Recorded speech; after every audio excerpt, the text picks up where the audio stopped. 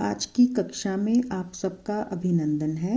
अभी तक हमने पढ़ा कि लाल बिहारी सिंह और आनंदी में दाल में घी डालने को लेकर अनबन हो जाती है, जिसके कारण आनंदी बहुत उदास हो जाती है। आनंदी के पति श्रीकंठ सिंह हफ्ते बाद घर आया करते थे। जब वह शनिवार को घर आते हैं तो आसपास के लोगों के साथ व्यस्त हो जाते हैं। आनंदी उनका बेसब्री से इंतजार करती है। आइए आगे पढ़ते हैं पृष्ठ संख्या 35 पर। बेनी माधव सिंह ने बेटे की ओर से साक्षी दी। जब लाल बिहारी सिंह अपने भाई को अकेला पाते हैं तो वह उसे कहते हैं कि भाभी को समझा दीजिए, कहीं ऐसे ना हो किसी बात पर कभी कोई अनर्थ हो जाए। तो बेनी माधव सिंह अपने दोनों बेटों की बात वहीं खड़े होकर सुन रहे होते हैं और वह अपने छोटे बेटे की ओर से हामी भरते हैं कि यह ठीक कह रहा है। हाँ, बहू बेटियों का यह स्वभाव अच्छा नहीं कि मर्दों के मुंह लगे, कि बहू बेटियों को आदमियों के बीच में बोलने का कोई हक नहीं है। लाल बिहारी बोला, वह बड़े घर की बेटी है तो हम भी कोई कुर्मी कहार नहीं है। लाल बिहारी सिंह अपना गुस्सा निकालता है और कहता है कि अगर आनंदी भाभी अपने घर का गुमान करती है तो उससे हमें कोई फर्क नहीं पड़ता। कुर्मी होता है खेतों में काम करने वाले या मजदूरी करने वाले, कि हम भी कोई मजदूर आदमी नहीं हैं। श्रीकंठ ने चिंतित स्वर से पूछा, आखिर बात क्या हुई? श्रीकंठ सिंह को बात समझ ही नहीं आती कि किस मुद्दे पर बात की जा रही है। वह परेशान हो जाता है और पूछता है कि आखिर ये सब बोलने का कारण क्या है। लाल बिहारी ने कहा, कुछ भी नहीं, यूं ही आप उलझ पड़ी कि अकारण ही आनंदी लड़ाई करने लग पड़ी। मैके के सामने हम लोगों को कुछ समझती ही नहीं, कि सदैव अपने मायके के गुमान में ही रहती है और हमें बात बात पर ताने देती है। श्रीकंठ खा पी कर आनंदी के पास गए। जब उन्होंने अपने रात का खाना खा लिया, वे आनंदी के पास जाते हैं। वह भरी बैठी थी क्योंकि वह भी गुस्से में थी। ये हजरत भी कुछ तीखे थे, अर्थात गुस्सैल थे। आनंदी ने पूछा, चित्त तो प्रसन्न है? आनंदी पूछती है कि क्या आप खुश हैं, ठीक हैं? श्रीकंठ सिंह बोले, बहुत प्रसन्न हैं, पर तुमने आजकल घर में यह क्या उपद्रव मचा रखा था कि मैं तो ठीक ठाक हूँ, पर घर में ये क्या लड़ाई झगड़ा मचा हुआ है? आनंदी की त्योरी चढ़ गई। यह सुनते ही आनंदी को गुस्सा आ जाता है। झुंझलाहट के मारे बदन में ज्वाला सी दहक उठी। वह बहुत ज़्यादा खिंच जाती है और जिसके कारण उसके शारीरिक हाव भाव से ही पता चलता है कि वह गुस्से में है।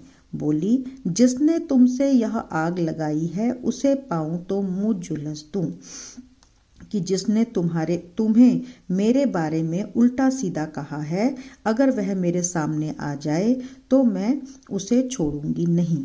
इतनी गर्म क्यों होती हो, बात तो कहो। अब श्रीकंठ सिंह उसे कहते हैं, जब वे देखते हैं कि आनंदी गुस्से में है, कि गुस्सा होने की ज़रूरत नहीं है, मुझे सही तरीके से पूरी बात बयान करो। क्या कहूँ? यह मेरे भाग्य का फेर है, नहीं तो एक गवार छोकरा जिसको चपरासी गिरी करने का भी शऊर नहीं, मुझे खड़ाऊं से मारकर यूं अकड़ता। वो कहती है कि यह मेरा अभाग्य है या दुर्भाग्य है कि एक व्यक्ति जो कि पढ़ा लिखा भी नहीं है और जो चपरासी बनने के लायक भी नहीं है, क्या वह मुझे इस तरह से खड़ाऊं देकर मारता? सब हाल साफ साफ कहो। जब श्रीकंठ सिंह बात की नज़ाकत को समझते हैं तो कहते हैं कि मुझे हर बात पूरी तरह से बताओ कि आखिर हुआ क्या है। मुझे तो कुछ भी पता नहीं, क्योंकि वह हर बात से अनजान थे। परसों तुम्हारे लाडले भाई ने मुझसे मांस पकाने को कहा। अब आनंदी जो है पूरी बात जो है ब्यौरे से अपने पति को बताती है कि किस प्रकार से लाल सिंह और उसके बीच में क्या बात हुई थी। घी हांडी में पाव भर से अधिक ना था, वह सब मैंने मांस में डाल दिया। जब खाने बैठा तो कहने लगा, दाल में घी क्यों नहीं है? बस इसी पर वह मेरे मैके को भी भला बुरा कहने लगा। उसने पूरी बात ध्यानपूर्वक सच्चाई व ज्यों की त्यों श्रीकंठ सिंह को बता दी। मुझसे रहा ना गया। मैंने कहा कि वहाँ इतना घी तो नाई कहार खा जाते हैं, कि जो वहाँ के नौकर चाकर हैं वही इतना घी खा लेते हैं। वह स्वयं मानती है कि वह भी गुस्से में आ गई थी और किसी को जान भी नहीं पड़ता। बस इतनी सी बात पर उस अन्यायी ने मुझ पर खड़ाऊं फेंक मारी कि इतनी सी ही बात थी और उसने मुझे खड़ाऊं देकर मार दी। यदि हाथ से ना रोक लेती तो सिर फट जाता, कि यदि मैं अपना हाथ आगे ना करती तो मेरा सिर फट सकता था। उसी से पूछो मैंने जो कुछ कहा वह सच है या झूठ। वो कहती है कि लाल सिंह से ही पूछ लो कि यदि मैंने कोई भी बात झूठी कही हो तो। श्रीकंठ की आंखें लाल हो गई, बोले, यहाँ तक हो गया उस छोकरे का साहस। जब श्रीकंठ सिंह आनंदी द्वारा पूरी घटना को विस्तार पूर्वक सुनते हैं तो उन्हें भी क्रोध आ जाता है और उन्हें यह बात बिल्कुल भी अच्छी नहीं लगती कि लाल सिंह ने आनंदी पर हाथ उठाया था। आनंदी स्त्रियों के स्वभाव अनुसार रोने लगी, क्योंकि आंसू उनकी पलकों पर रहते हैं। आनंदी अपनी बात बताती है और उसे यह कहते ही रोना आ जाता है। श्रीकंठ धैर्यवान और शांत पुरुष थे। श्रीकंठ जो थे वो बहुत संयमी थे और शांति से सारी बात को सुनते हैं। उन्हें कदाचित ही क्रोध आता था।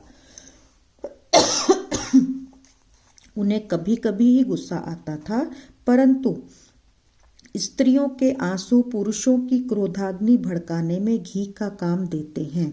परंतु जब वे आनंदी को रोते हुए देखते हैं तो उनका गुस्सा भड़क जाता है। रात भर करवट बदलते रहे। अब वे बहुत परेशान थे, इसी कारण रात भर सो न सके।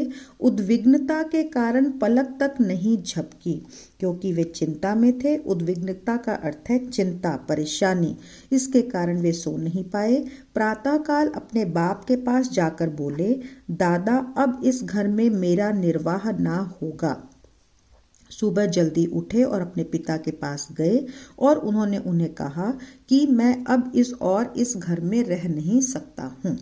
इस तरह की विद्रोहपूर्ण बातें कहने पर श्रीकंठ सिंह ने कितनी ही बार अपने मित्रों को आड़े हाथों लिया था, परंतु दुर्भाग्यवश आज उन्हें स्वयं ही वे बातें अपने मुंह से कहनी पड़ी। दूसरों को उपदेश देना भी कितना सहज है। अब यहाँ पर बताया जा रहा है कि जब कभी श्रीकंठ के मित्र अपने घर में कलह के कारण घर छोड़ने की बात करते थे तो कभी भी श्रीकंठ उनकी इस बात से सहमत नहीं होते थे तथा उन्हें कई बार ये करने से रोकते थे। परंतु दुर्भाग्य देखिए कि आज वे स्वयं ही घर को छोड़ने पर मजबूर थे और उन्हें स्वयं ही ये बातें करनी पड़ रही थी।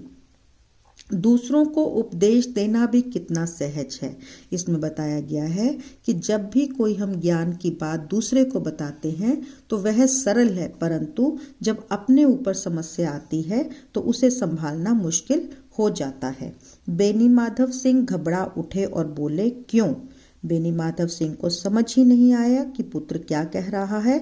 उन्होंने बदले में प्रश्न किया कि क्यों घर छोड़ना चाहते हो? श्रीकंठ सिंह बोले, इसलिए कि मुझे भी अपनी प्रतिष्ठा का कुछ ख्याल है। उन्होंने कहा कि मैं भी चाहता हूँ कि मेरा सम्मान हो, मेरे घर वालों का भी सम्मान हो। आपके घर में अब अन्याय और हठ का प्रयोग हो रहा है। अब यहाँ पर लोग अन्याय करने लगे हैं, जिद भी करने लगे हैं। जिनको बड़ों का आदर सम्मान करना चाहिए वे उनके सिर चढ़ते हैं, अर्थात बड़ों का आदर सम्मान करने के बजाय उनके सामने हाथ उठाया जा रहा है। मैं दूसरे का नौकर ठहरा, अर्थात दूसरे शहर में नौकरी करता हूँ, घर पर रहता नहीं हूँ। यहाँ मेरे पीछे स्त्रियों पर खड़ाऊ और जूतों की बौछार होती है। कि आनंदी पर जो हाथ उठाया गया उसी संदर्भ में बात की जा रही है। कड़ी बात तक तो ही हो तो चिंता नहीं, अर्थात यदि सिर्फ मुंह जबान से ही बात की जाती तो कोई बात नहीं थी। कोई एक दो कह ले यहाँ तक मैं सह सकता हूँ, किंतु यह कदापि नहीं हो सकता कि मेरे ऊपर लात घूंसे पड़े और मैं मुंह ना खोलूं। परंतु यह चिंता का विषय है कि मेरे पीछे से आनंदी के ऊपर हाथ से वार किया जाए, तब मुझे चुप बैठना सम्माननीय नहीं लगता। इस प्रकार से वह अपना रोष अपने पिता के सामने प्रकट करता है। आज हम यहीं तक पढ़ेंगे। अगला जो भाग है वो अगली कक्षा में पढ़ाया जाएगा। संबंधित प्रश्नों की तरफ ध्यान दीजिए। अपने स्वास्थ्य का ख्याल रखिए। धन्यवाद।